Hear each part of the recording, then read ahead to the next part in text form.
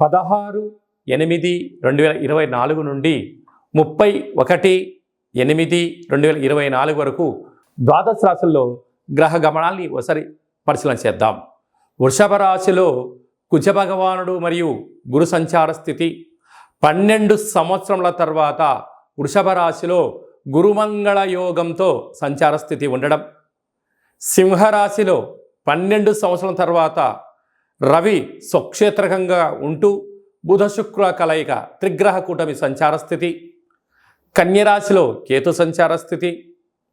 కుంభరాశిలో 30 సంవత్సరముల తర్వాత శని భగవానుడు వక్రగమన సంచార స్థితి. మీనరాశిలో రాహు సంచార స్థితితో ద్వాదశ రాశుల్లో గ్రహ గమనాలు ఈ విధంగా ఉన్నాయి.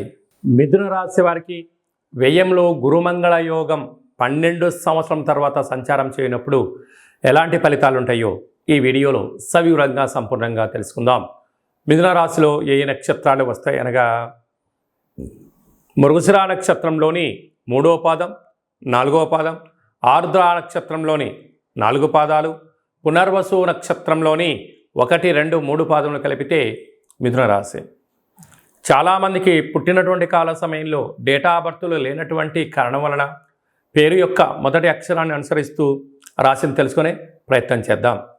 కా, కీ, కు, ఖం, అజ్ఞ, ఛ, కే, కో, హ అక్షరాల వారందరూ కూడా మిథున రాశి జాతకులే.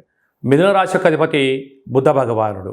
వీరికి తృతీయంలో ఏడాది తర్వాత రవి భగవానుడు బుధాదిత్య రాజయోగంలో ఉండడం, అక్కడే శుక్రుడు కలిసి ఉండడం వలన ప్రభుత్వ ఉద్యోగం ప్రయత్నం చేసేవారికి చాలా మంచి కాలం. ఉద్యోగంలో ఉండబడిన వారికి ప్రమోషన్స్ రావడం, మీరు ఏ ప్రాంతం అయితే అనుకుంటారో ఆ ప్రాంతానికి ట్రాన్స్ఫర్ అవ్వడంలో మిథున రాశి వారికి సొంతమని చెప్పి గమనించాలి. అర్ధాష్టమ కేతు. చిన్న చిన్న విషయాలకు ఆందోళన తగదు. ఏదైనా ఒకసారి ఆలోచించండి. తెలిస్తే మీ మనసు ఏది చెప్తే అది వినండి. అద్భుతమైన విజయం. కుదరలేదు, మీ క్షేమాన్ని గురించి ఎవరైతే ఆలోచిస్తారో లేకుంటే మీ యొక్క గాడ్ ఫాదర్ లాంటి వారితో చర్చించి మీరు ప్రారంభించగలిగినట్లయితే ఆనందం, ఐశ్వర్యం, అదృష్టం మిథున రాశి వారి సొంతం అని చెప్పి గమనించాలి. 30 సంవత్సరాల తర్వాత శని భగవానుడు కుంభరాశిలో వక్రగమన సంచార స్థితిలో ఉన్నప్పుడు భార్యాభర్తల మధ్య అన్యూన్యత, అద్భుతమైనటువంటి వ్యాపారాల్లో పెట్టుబడులు అందడం, వ్యాపారంలో ఉన్నత మైలురాయిలు దాటడం, గజ సన్మానాలు, అవార్డ్స్, రికార్డ్స్ మిథున రాశి వారికి సొంతం కాబోతున్నాయని చెప్పి గమనించాలి. అలాగే రాజ్యస్థానంలో రాహు సంచారం చేయడము, వ్యయంలో కుజమంగళ యోగం 12 సంవత్సరాల తర్వాత ఉంటుంది. మీరు ధర్మబద్ధంగా ఉండండి, న్యాయంగా ఉండండి, ఆధ్యాత్మికంగా ఉండండి. విపరీతమైన భూయోగము, రాజ్య పట్టాభిషేకము, విదేశానము అన్నింటా కలిసి వచ్చే కాలము మిథున రాశి వారి సొంతం అని చెప్పి గమనించాలి. అలాగే సాఫ్ట్వేర్ ఉద్యోగస్తులు, హార్డ్వేరస్తులు, మార్కెటింగ్ వాళ్ళు, స్వయం వృత్తుల వాళ్ళు, హోటల్ వ్యాపారాలు, చేనేత కార్మికులు, సంపూర్ణ వ్యాపార సామ్రాజ్యంలో మరో మైలురాయి మిథున రాశి వారి సొంతం అని చెప్పి గమనించాలి. ముఖ్యమైనటువంటి పండగల గురించి క్లుప్తంగా సవివరంగా సంపూర్ణంగా తెలుసుకుందాం. 17వ తారీఖున శనివారం శని త్రయోదశి, 19వ తారీఖున రాఖీ పూర్ణిమ, జంధ్యాల పండగ అని చెప్పుకుంటూ ఉంటాం.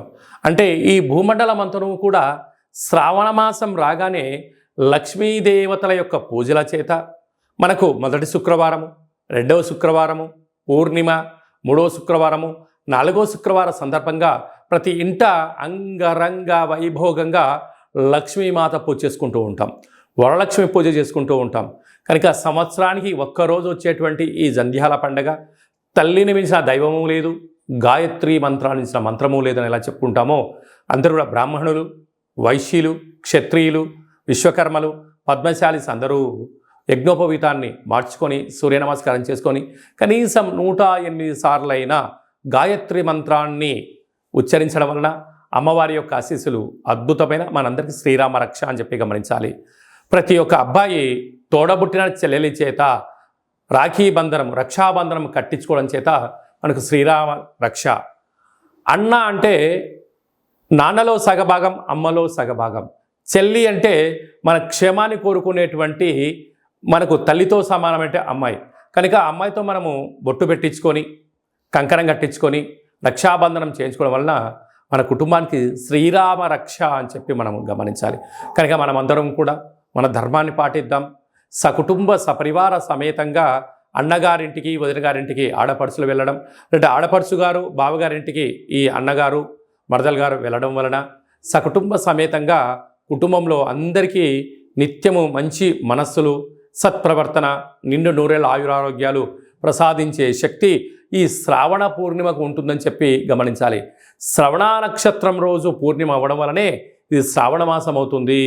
నక్షత్రాధిపతి చంద్రుడు అవ్వడం, అలాగే ఆ నక్షత్రంలో జన్మించినటువంటి వెంకటేశ్వర స్వామి వారు కళవు వెంకట నాయక అనం వెంకటేశ్వర స్వామి యొక్క జన్మ నక్షత్రం అవ్వడం వలన తెలిసి స్మరించిన తెలియక స్మరించిన నారాయణ అన్న, వెంకటేశ్వర అన్న, లక్ష్మీదేవి అన్న కూడా వారి ఇంటికి వచ్చి మనకు సర్వత్రా ఐశ్వర్యాన్ని ఇచ్చే శక్తి ఈ శ్రావణ మాస పూర్ణిమ ఉంటుందని చెప్పి గమనించాలి. యథాశక్తిగా మనము అమ్మవారి పేరు మీద ఒక 5 మంది ముత్తైదులకు పసుపు కుంకుమలు కానీ, గాజులను కానీ, బొట్టు పెట్టడం కానీ, పేరంటం కార్యక్రమం చేయడం కానీ, తులసి కొట్టుల వ్రతాన్ని చేసి నలుగురికి పూజ చేయడం వలన ఇంట్లో నరదృష్టి తొలగిపోతుంది, ఇంట్లో మనశ్శాంతి ఉంటుంది. ప్రతి శ్రావణ మాసంలో వచ్చేటువంటి ప్రతి అమ్మాయి అయినా, ఆడపడుచైనా, స్త్రీమాత అయినా లక్ష్మీమాతగా మనం భావించండి. అబ్బాయిలు వచ్చారు, పురుషులు వచ్చారు, పెద్దవారు వచ్చారు, శ్రీమన్నారాయణుడిగా భావించండి. అంతా మంచే కలుగుతుంది. అంకే మనకు గీతలో కృష్ణ పరమాత్మ చెప్తాడు, యద్భావం తద్భవతి, నువ్వు ఏ మనసుతో చూస్తావో వాళ్ళు మనకు ఆ రూపంలో కనపడతారట. కనుక ఈ స్త్రీమాతలందరినీ కూడా లక్ష్మీ రూపంగా భావించండి. యథాశక్తిగా చారే చీరే పసుపు కుంకుమలు గాజులను ఏర్పాటు చేయండి. మన ఇంట లక్ష్మీదేవి తాండవం మారుతుందని చెప్పి గమనించాలి. అలాగనే మనకు 26వ తారీఖున శ్రావణ మాస బహుళాష్టమి, శ్రీకృష్ణ జన్మాష్టమి, కృష్ణ పరమాత్మను జయించినటువంటి పర్వకాలము. కనుక మనమందరము కూడా ప్రతి ఇంట్లో సింహద్వారం దగ్గర నుండి లేక తులసి కోట దగ్గర నుంచి ఇంట్లోకి ఒక 27 అడుగులు కృష్ణుడి యొక్క పాదాలను వేయండి. కృష్ణ పరమాత్మునికి తులసితో అర్చించండి. స్వామివారి యొక్క ఆశీస్సులు కలుగుతాయి. ఆ రోజు కృష్ణ పరమాత్ముని యొక్క అష్టకాన్ని వినడం, గోకులాష్టమి ఎంత పెద్ద పండుగనో మనం అందరికీ తెలుసు. అలాగా చక్కెర పొంగలని పాయసంతో ఉండిన పదార్థాన్ని నైవేద్యం పెట్టడం, వెన్న ముద్దను ఏర్పాటు చేయడం, మన యొక్క అబ్బాయిలకు కానీ అమ్మాయిలకు కానీ చిన్నపిల్లలకు కృష్ణుడి యొక్క అలంకరణ చేసి దైవం మానుష రూపేణ, అంటే చిన్నపిల్లలు దైవంతో సమానం అని చెప్పి మనం గమనిస్తూ ఉంటాం. వాళ్ళకి అలాంటి అలంకరణ చేసి వారికి సంపూర్ణమైన తృప్తికరమైన ఆహారం పెట్టడం వల్ల కృష్ణ పరమాత్ముడే మన ఇంటికి వచ్చాడా అన్నట్టు కళ ఉంటుందని చెప్పి గమనించాలి. కనుక మనమందరం కూడా భగవంతుణ్ణి సేవ చేద్దాం. కష్టాలు రాకుండా ఉండేదానికన్నా ఎంతటి కష్టం వచ్చినా దాన్ని అధిగమించే ధైర్యాన్ని ప్రసాదించమని భగవంతుని కోరుకుందాం. అలాగనే శ్రావణ మాసంలో కపాళకాళ భైరవ స్వామి యొక్క పూజ, స్మరణ, కూష్మాండ దీపము, సౌభాగ్య ముడుపు కట్టడం వలన మనకు అద్భుతమైనటువంటి కాలాన్ని శాసింపజేసే శక్తి కాలభైరవుడికి ఉంటుందని చెప్పి గమనించాలి. కనుక వీలైతే ఇంట్లో చేసుకోండి. కుదరలేదు ఈ కేంద్రమును సంప్రదించినట్లయితే మన యొక్క దేవాలయంలో శుద్ధాష్టమి, బహుళాష్టమి, పూర్ణిమ, అమావాస్య సందర్భంగా కాళభైరవ స్వామి వారికి అభిషేకము, అర్చన, హోమము, కూష్మాండ దీపము, సౌభాగ్య ముడుపు కట్టడం జరుగుతుంది. కనుక మనమందరము కూడా పూజలో పాల్గొందాం. పూజ కార్యక్రమం అంతా కూడా మీకు వాట్సాప్ కాల్ ద్వారా ప్రత్యక్ష ప్రసారాన్ని కూడా చూపించడం జరుగుతుంది, గమనించగలగాలి. అలాగనే మనకు 31వ తారీఖున శనివారం, శని త్రయోదశి, పుష్యమి నక్షత్రం. 17వ తారీఖున 31వ తారీఖున శనివారం రోజు శని త్రయోదశి సంచారంలో ఉంది. అనగా పుష్యమి నక్షత్రము కర్కాటక రాశి, అష్టమ స్థాన శని సంచార స్థితి. అనురాధ నక్షత్రము వృశ్చిక రాశి, అర్ధాష్టమ శని. ఉత్తరాభాద్ర నక్షత్రము మీనరాశికి ఏలనాటి శని. అంటే ఈ 3 రాసుల వారు, ఈ నక్షత్రాల వారు తప్పకుండా వారు ఎంత బరువైతే ఉంటారో అంత బరువు కలిగినటువంటి ఉప్పును తులాభారంగా చేసుకొని ఆ ఉప్పునంతను కూడా నీటిలో పోసి తులాభారం చేసినటువంటి నీటితో, ఉప్పుతో శివుడికి పాశుపత ఆయుష్య రుద్రహోమం చేసుకోవడము అద్భుతమైన యోగము అని చెప్పి గమనించాలి. అలాగనే మనకు వెదరు కర్రలు ఉంటాయి. వెదరు కర్రలను కూడా తులాభారం చేసుకొని హోమంలో వేయడం. అలాగనే మరొక స్వరూపము శని స్వరూపము బొగ్గులు. ఆ బొగ్గులను కూడా తులాభారం చేసుకొని హోమంలో పొయ్యడం వలన అంటే సమర్పించడం వలన అంటే కష్టాలు దగ్ధమైపోతాయి, మృత్యు దోషాలు తొలగిపోతాయి, అపమృత్యు దోషాలు తొలగిపోతాయని చెప్పి గమనించాలి. అంటే భగవంతుడికి ఆ యొక్క శనైశ్చర స్వామి వారికి తైలాభిషేకం అన్నా లేదంటే ఆ నూనెను తులాభారం చేసుకొని హోమంలో వేయడం కానీ, దీపాన్ని వెలిగించడం కానీ, ఉప్పును తులాభారం చేసుకొని నీటిలో పోసి శివుడికి రుద్రాభిషేకం చేయడం కానీ, ఆ వెతరు కర్రలతో తులాభారం చేసి హోమంలో వేయడం కానీ, ఈ బొగ్గులను అంటే కష్టకాలంలో ఉన్నప్పుడు ఆ వ్యక్తి పిచ్చోడిలాగా ఇబ్బందిగానే పడుతూ ఉంటాడు. అలాంటి బొగ్గులను తులాభారం చేసి హోమంలో వేయడం వలన కష్టాలకు ఫుల్ స్టాప్ చెప్పి ఐశ్వర్యానికి స్వాగతం పలుకుతారని చెప్పి గమనించాలి. ఒక్క చిన్న విధి విధానాన్ని మీ యొక్క ప్రాంతంలో ఉండబడినటువంటి శివాలయంలో వెళ్ళి ఈ కార్యక్రమాన్ని చేసుకునే ప్రయత్నం చేయండి. ఈ యొక్క 3 నక్షత్రాలు శని నక్షత్రాలు శని ప్రభావ సంచార స్థితితో దోషంలో ఉన్నాయని చెప్పి గమనించాలి. అలా కుదరకపోతే ఈ కింది నెంబర్ సంప్రదించినట్లయితే మీకు అంతను కూడా ఈ కార్యక్రమాన్నంతా కూడా మీరు వస్తే మిమ్మల్ని కూర్చోబెట్టి తులాభారం చేయించి హోమంలో ఈ కార్యక్రమాలని పదార్థాలను సమర్పించడం జరుగుతుంది. రాలేనటువంటి వారికి వాట్సాప్ కాల్, వీడియో కాల్ ద్వారా తులాభారం చేయించి హోమం చేయించడం జరుగుతుంది. కనుక ఆసక్తి గల వారందరూ కూడా ఈ శనిని భగవంతుని యొక్క కృపా కటాక్ష వీక్షణ పొందడం కోసం ఒక చిరు ప్రయత్నంగా భావించండి. ఇంకనూ మనం విజయం సాధించగలగాలి అన్నట్లయితే ఈ యొక్క పాత్ర కంచు పాత్ర, ఈ యొక్క పాత్రలో మనకు 12 రాసులు అచ్చు వేయడం జరుగుతుంది. కనుక ఈ యొక్క పాత్రను ప్రతిరోజు మనం ఇంట్లో పూజా మందిరంలో పెట్టుకొని పూజ చేసిన తదనంతరము ఇలా ఒకసారి శబ్దం చేసినట్లయితే ఓం అనేటువంటి ఓంకార శబ్దం రావడం జరుగుతుంటుంది. ఈ యొక్క శబ్దాన్ని ఒకసారి చూడండి.